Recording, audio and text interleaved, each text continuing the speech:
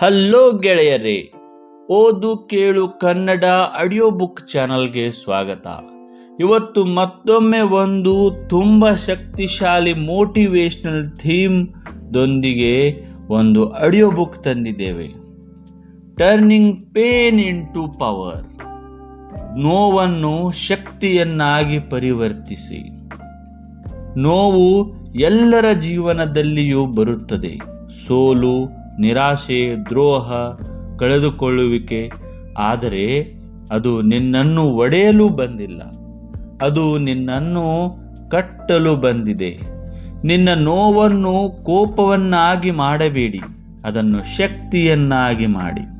ನೀವು ಒಂದು ಪ್ರೀತಿಯನ್ನು ಕಳೆದುಕೊಂಡಿದ್ದರೆ, ನೀವು ಪ್ರೇಮದಲ್ಲಿ ಮೋಸ ಹೋಗಿ ನೋವನ್ನು ಅನುಭವಿಸಿದರೆ, ಆ ನೋವನ್ನು ಶಕ್ತಿಯನ್ನಾಗಿ ಪರಿವರ್ತಿಸಿ.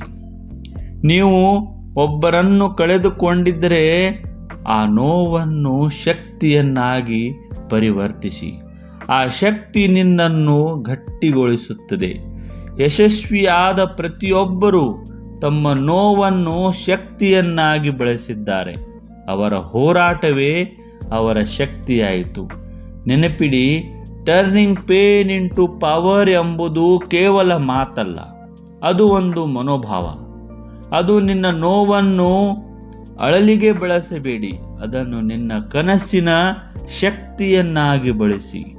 ಇಂದು ನೋವಾಗಿದ್ದರೂ ನಾಳೆ ಅದೇ ನೋವು ನಿನ್ನ ಹೆಮ್ಮೆಯ ಕಥೆಯಾಗುತ್ತದೆ. ನಿಮಗೆ ನಮ್ಮ ವಿಡಿಯೋ ಇಷ್ಟವಾದರೆ ನಮ್ಮ ಚಾನಲನ್ನು ಸಬ್ಸ್ಕ್ರೈಬ್ ಮಾಡಿ, ಶೇರ್ ಮಾಡಿ, ಲೈಕ್ ಮಾಡಿ. ಧನ್ಯವಾದಗಳು.